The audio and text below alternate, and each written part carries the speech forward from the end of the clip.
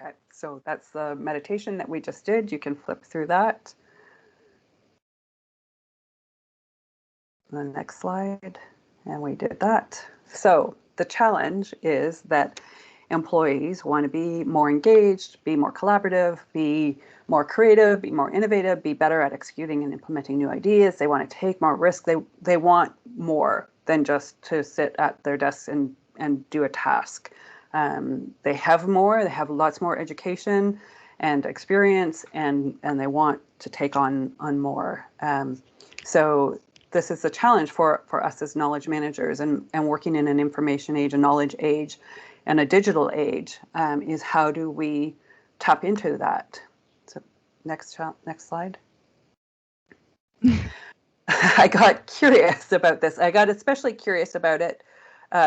Well, 2 points. I got curious about it 9 years ago when I first started painting, and I'm like, how do I bring this into my knowledge management consulting? And then I got really, really curious when the lockdown happened and everybody freaked out because they're working at home all of a sudden. And I've worked remotely and worked from home for 20 years and didn't really see what the big deal was. And so I had to think about it. But I got curious then too about what I could do to help, what in my knowledge and skills and experience might be able to help in this situation.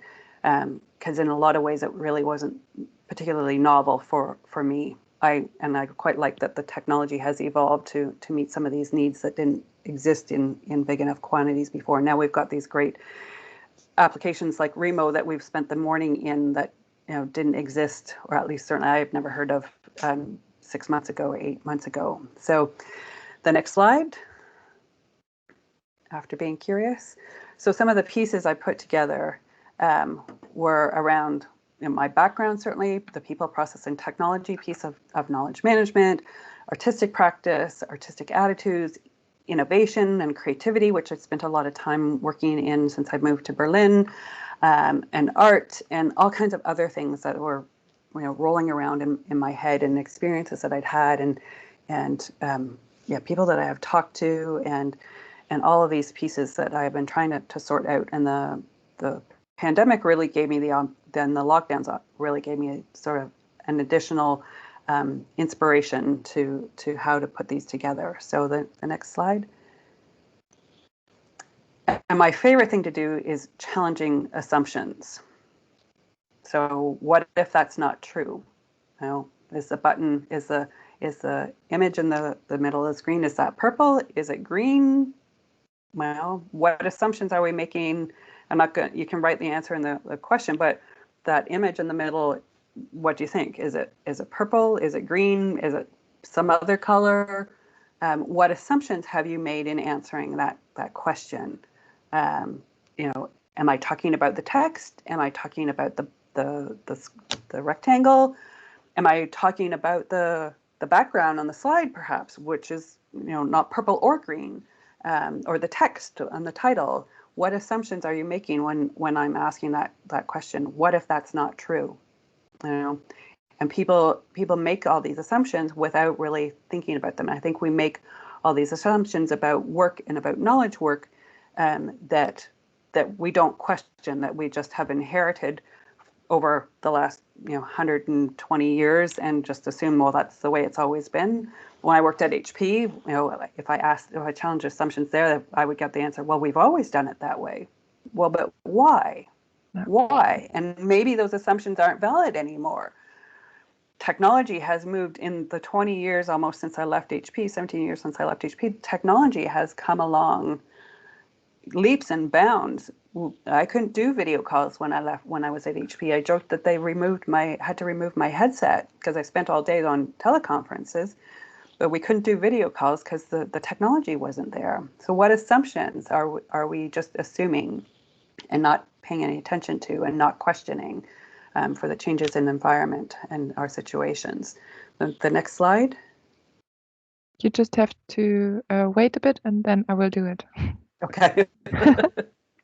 So what came out of all of this I was so glad that Andreas asked me to write the paper, was radical knowledge management, because it really kind of forced me to sit down and think about all of this stuff and how this should go together and how I wanted to depict this in a picture because it needs to be a picture.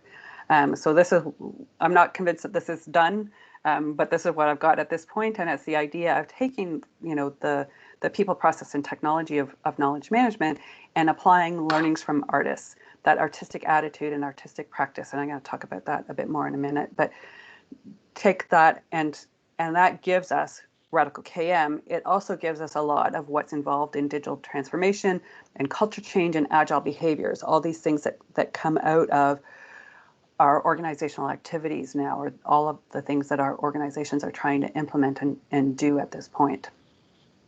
So next slide. So why do we need to relearn creativity?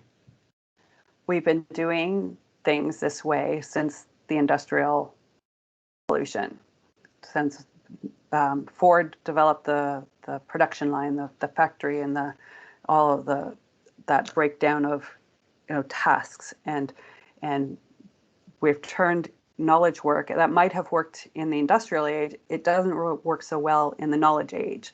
Being overplanned and not leaving space for asking questions and challenging the assumptions, and, you know, doing all this stuff doesn't leave us time to really create knowledge, doesn't leave us time to try and fail, doesn't leave us time to discover things and ask questions and find out what might be the best situation or best solution to things. So we need to relearn this. The next slide.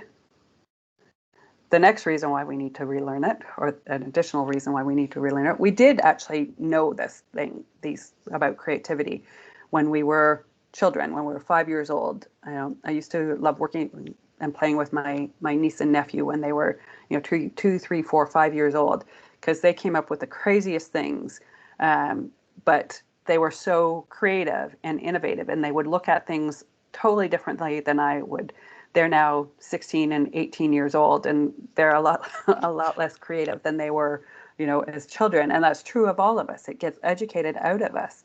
As we get older and more into the workforce, it gets even worse because we're so focused on getting the promotion and making everybody happy and not rocking the boat and just doing what we're told, just to go along, because we don't have time to argue. We don't have time to, or we think at least we don't have time to argue and question and try something new. We've got to have the answer. But tapping into that creativity is really what's needed to make decisions and to deal with the complexity and the change that's constantly happening around us.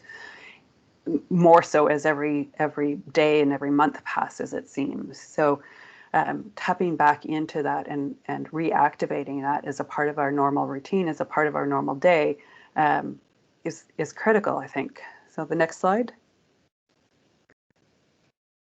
This Brene Brown quote: 85% of men and women that she interviewed remembered an event in school that was so shaming it changed how they thought about themselves for the rest of their lives. 50% of those people, those same shame wounds, were around creativity.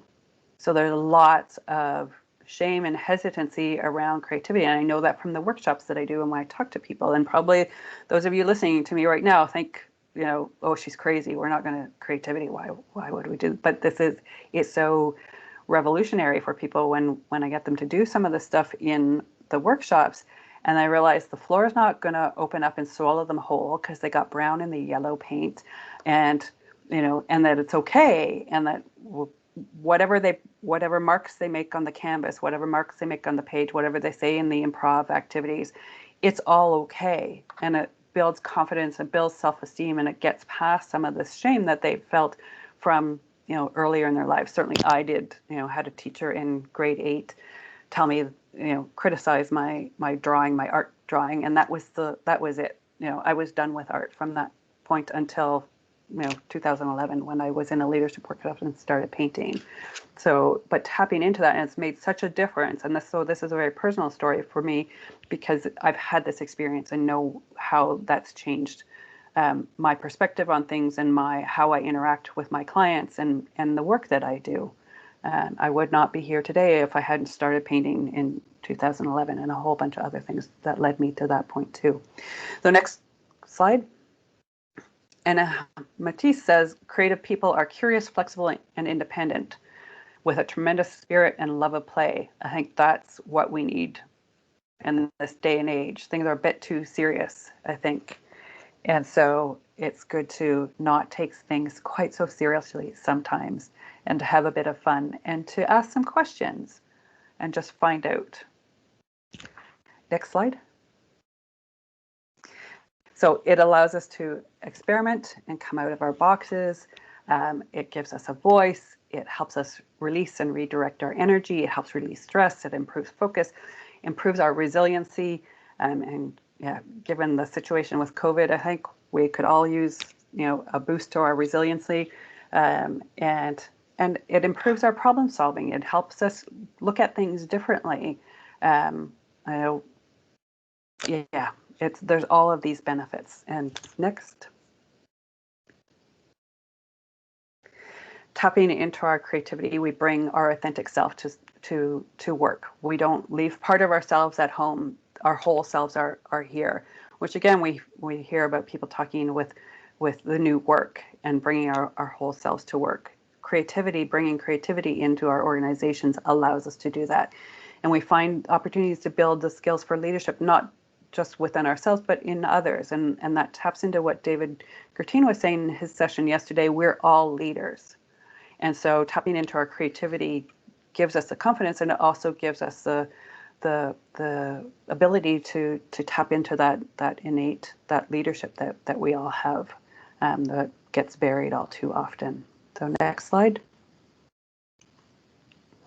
So how to be an artist. I mentioned artistic attitude and artistic practices back on that first slide about Radical KM. And artistic attitude is around curiosity and having a passion and confidence and resilience, and bouncing back from the trial and errors that come out of the practices.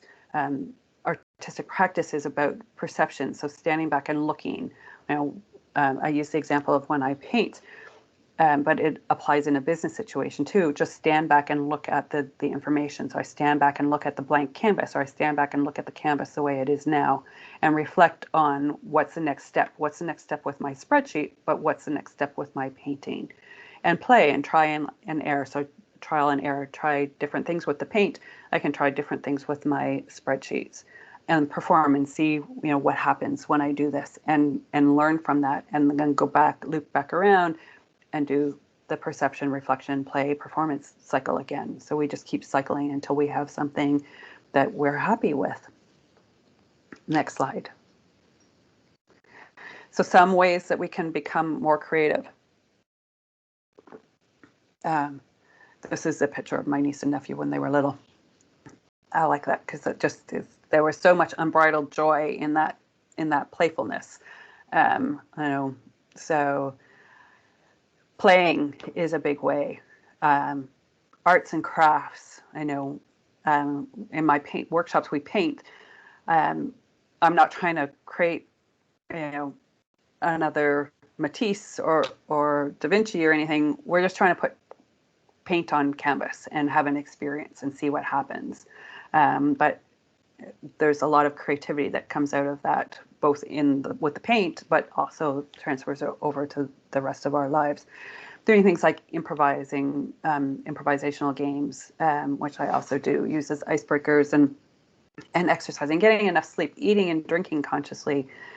So it's not all about making things. It's meditating, which is why I put in the meditation at the beginning. It's just making space, making quiet, and not rushing around constantly, trying to feel every moment of every second. Every second of every moment of every hour of every day. Sorry. It's doing things like music and singing and just trying something new, doing something different. I have to say, the last 5 years since I moved from Toronto to Berlin, I do something new and different, at least one thing a day that's new or different. And it may be getting a little bit better, because I've been here for 5 years. But certainly at first it was multiple things a day that were new and different. And I have learned a lot from that experience. But just, yeah, having a new experience, doing something different, turning left instead of going right when you go out for a walk, or going straight instead of going left or right, or, do something different, explore and be curious. Next slide. So what happens when we activate our creativity?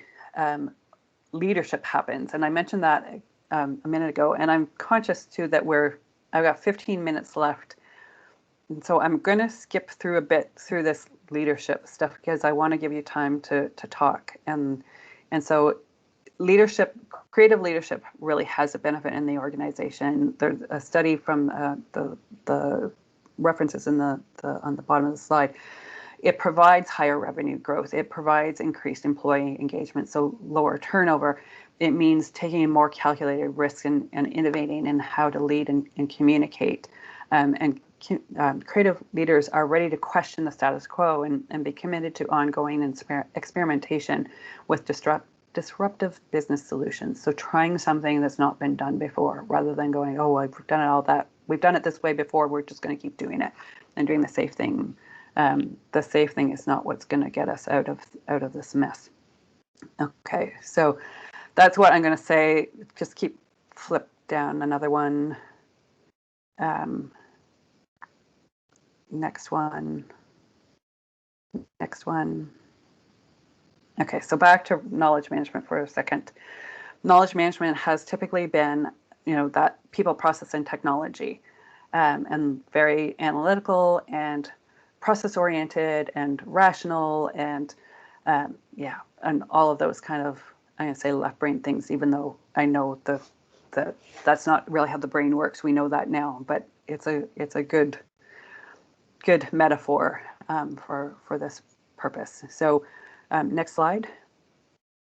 Which has meant lessons learned and communities of practice and documenting knowledge for later retrieval, collaboration and technology.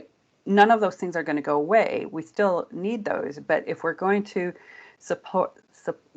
if we're going to survive and thrive in the future, we've got to change with the changing world around us and be able to deal with uncertainty and the need to continuously learn. We don't need the stocks of knowledge the same way that we did in the past, because things are changing so quickly. So having a database or a repository that's full of documentation that's even 18 months old, in lots of cases that's no longer relevant, and we have to redo it and update it. So this continuous learning, this trial and error that we're doing in our agile organizations, in the software development, and people are trying to adopt across a much wider part of the organization, and just adapting to that ever-changing environment. Next slide. Why now? Because of all of those things. And next. They're looking for, this is a build, so push it, twice, another one. Is looking for all of these behaviors, a sustainable mindset. We talk about sustainability, sustainability as it relates to the environment, but also as it relates to our organizations. The more space we take away from people, the less sustainable it becomes for them to do their jobs. Knowledge work requires and needs, and I hope that we all know this, needs space. Knowledge is social. It needs to be discussed and talked about. That's what David was talking about yesterday in his session.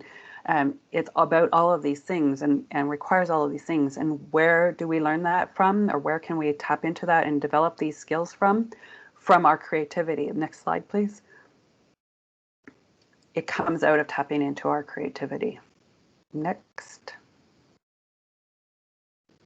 So that's why it's time for radical knowledge management. That's why we've been doing it wrong for 120 years. It's time to challenge that assumption that creativity and the whole person, our whole selves, doesn't belong in the organization. It absolutely does. If we're working, and we are working in a knowledge age, knowledge needs it to survive. Next. It's time for creativity. And next. Now, if we had gone a little bit more to plan, I was going to have us do a little scribble drawing activity But I think I would rather do Q&A and let you have a discussion rather than do scribble drawings. So we'll skip that. There's some links here. I can send you the slides. I don't know if Francisca, if the slides are going to be made available to people. Of course. Yeah. So you can either take a screenshot of that and get the URLs, or you can ask me for the slides and get them from that. But yeah, there's a couple of little online courses that I created about mindfulness through art and creative activities for virtual work. That's about using little icebreakers, creative icebreakers in meetings. There's a applying creativity to business thing that I do. And of course, what I've just spent the last half an hour talking to you about, radical knowledge management. So next. Yeah, questions. Yeah, questions. What's everybody thinking? Well, I must say I'm really impressed, and I totally agree. I mean, there's a lot of stuff that has been going around in my head for quite a while, and there was a few bells ringing, which I have already just written down in the concept board, but I would just like to express them verbally as well. First of all, there is this very interesting talk by John Cleese of Monty Python, saying that creativity is rather a mode of operation than a talent. So it has to be enabled and fostered, and also it can be done systematically, which I think is very relevant in this context. Yes, in order to enable creativity, of course, you need to create a context. You need to create an environment in which this is possible. That is something that you have mentioned as well, and I would just like to recommend this book in this context, which I find very interesting. I mean, it's not one of his, let's say, scientific books. It's more practically oriented. And there's chapter 3 in which he talks a lot about creating the right context in creating an environment that allows people to express their creativity and develop it, so that actually knowledge can be created. And I think that really goes together very well with what you said. Thank you very much. Yes. Oh, thank you. Thank you. Yeah, was that Nonaka's, one of Nonaka's books that you held up there? From 2000, yes. Mm. Yeah, the one after the knowledge creating company. Yeah. Mm. Yeah, I like what he says in that. So, and I was really interested, or found it really interesting when I did an Agile Scrum Master course earlier this year, just for context, and to find that Agile is based on an article that he wrote in 1985, that fed into was the thinking that he wrote about in the knowledge creating company in 94, a few years later. So I found that all really interesting. Anybody else got something they'd like to share? What's in the I'm so happy that I picked your session, because everything you were saying is regarded to the things I actually do and we want to do in schools, because it's not only to have the opportunity to do something the teachers are going to say. I think it's all about having their own questions and be connected with other people who have same questions, and to figure out the solutions and find answers by using creativity. And don't be shy to say, oh, I don't know a thing, and I just try. So I like the fact, just try, just play. And I would love that we could collect a few books, because I also want to share 2 books with you in this specific case, but I will do it afterwards. So thank you so much. It was very interesting. Oh, you're welcome. I'm glad you liked it. So yeah. I'm just looking at the chat here quickly. Someone said, Carlin said, she would be interested to know if I use either TRIZ or Cynefin framework. I don't know TRIZ. Cynefin, I know Cynefin, I know Dave Snowden. I wouldn't say that I explicitly use it in the KM context, although I can't say that I haven't been influenced by it, because, like I say, it's definitely stuff that I'm aware of, but I wouldn't say that I directly use them. No. I don't, not explicitly. Carson says, luckily we did not do KM wrong for 120 years, only 25. No, so I think you were relating to classical knowledge management.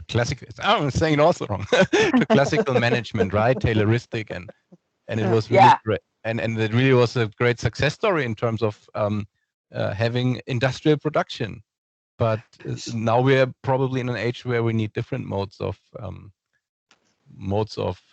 work, or not normal mass production. Yeah, at least in when developed Western countries. Yeah, you're right. I say 120 years just to be provocative mostly, but work. Yeah. But you're right. At the 50s and 60s, when we really started to shift much more into a knowledge economy and away from that industrialization and the Taylorism, is really kind of the point that we started doing it wrong. Although I would question whether treating people that way, even in the Industrial Revolution and with Taylorism, whether that was ever the right way to treat people. But that's a whole other.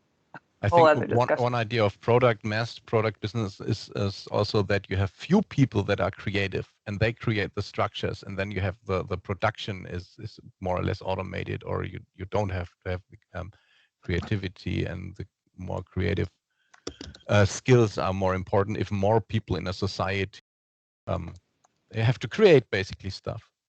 So so unfortunately I came late to your presentation. I don't know, maybe if you forgive me some words. So I'm an amateur musician and playing also jazz and doing improvisation. And what I often, if you transfer these ideas of arts or music to organizations, I think often it's overlooked that I mean, musicians, they practice hours, they practice their life long, yeah. So and this is somehow the foundation of improvisation. It's not like I'm going there, I want to be a rock musician, I jump on the stage and here I am. I mean, those folks, they practice, they even dedicate their whole life to it. So nevertheless, I would say there is absolutely a value in if you educate your children that they do arts or do music, or at best both, or something like that. But the idea of practicing, I think, is somehow overlooked because we just want to jump on the mountain. What do you think about this? We do. We want the end result without the practice. Absolutely. But I think it is about balance. I don't think everyone should be a painter or a musician, or but it's about tapping into and nurturing those skills in a way that brings us balance within our own lives. And some people certainly have the skills and abilities and drive to be professional musicians and artists and creatives. But there's creativity in all of us, just like there's leadership in all of us. And so it's about nurturing that, whatever it looks like within each of us, and having that balance, for sure. So I like Dirk Dobé. He's spoken at KnowledgeCamp at least once, wrote a book, Creative Company, some of my thinking and some of my thoughts around radical knowledge management is certainly built on his model from the book he wrote with Thomas Copeland. So, and it's actually in German. There is an English version. I worked with them on an English version, but it's originally in German. So, Anyway, any other questions, comments, ideas? I just want to add something to what Carsten said. I make music myself, and I find this very interesting, because we all know that musicians often, well, as you said, they train their whole life, and often this doesn't make them particularly creative. because if you try to achieve, let's say, a mastership technically in playing an instrument or singing or whatever, this is actually bringing you more into this closed mode, as Cleese would call it, where you are doing something very systematically, and you close, let's say you focus yourself so much that you are not open to creative ideas that much anymore. And I think that can be seen with a lot of musicians, let's say, who came up as radical and very creative, but not the best musicians technically. And the longer they train and the better they get technically, often they just start making less interesting music, because this becomes an obstacle to just exploring things wildly without trying to stick to a system so much, you know. Yeah, this is a little bit black white. So I would really, in some way, would agree, but I fear that, okay, just doing it. Even the folks you may talk about, they have also practiced or made music usually for years. Yeah, so it's a little bit difficult. Well, in jazz and classical music, definitely, but if in you jazz also, I mean, everyone should try it. Just go on a jazz jam session and try to improvise on something. Basically, I also went on stage sometimes with a saxophone, which is an instrument that I don't play very well, and I was addressing the question: if you think, are you an amateur or a professional? But we are sitting here, if we talk about that, we are sitting on a huge dedication and huge level of skill. And this is often, I miss it often in business. Yeah, but that's another story. So I didn't want to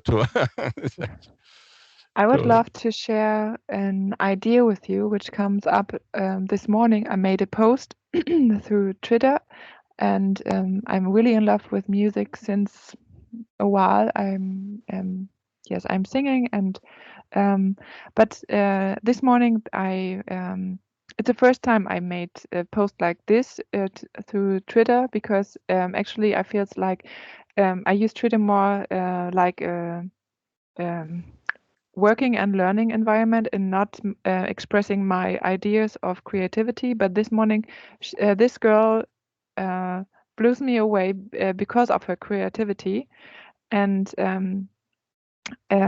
now I have another idea. What do you think? Could we just make like a learning connection to connect us, just this kind of group, not everyone, so but maybe this kind of group, to young school kids or youngsters, and just let's have a conversation about how we miss creativity now, and how we could support them to stay creative. I think this just came up.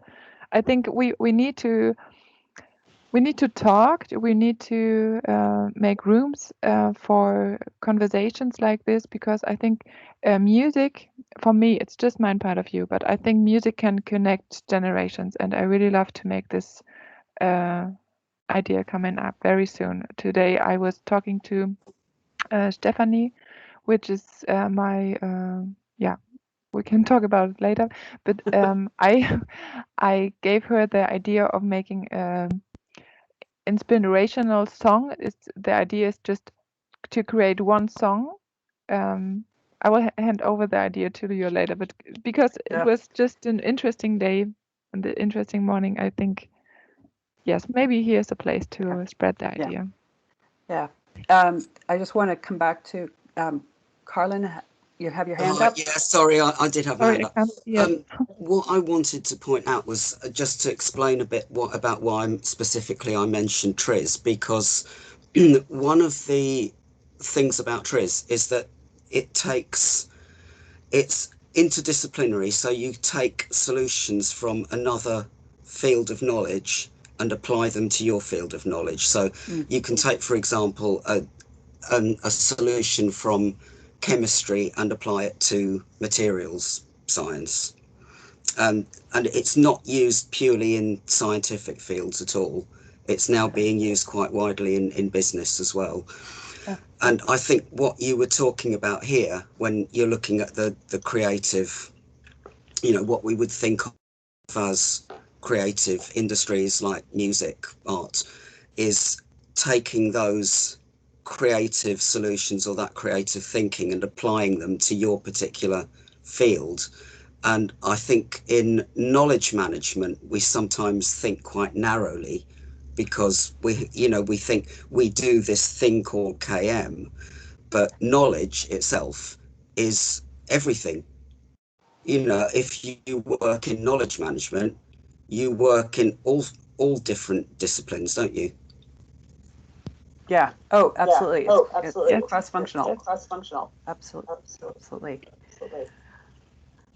Knowledge And I'm management. just looking up the time. Maybe we should wrap this up, because we're done right at we're supposed to be done at 11:15. Mm-hmm. Am I right? Yeah. So I will stop it. And first of all, thanks you. everyone for coming. I put my LinkedIn profile in the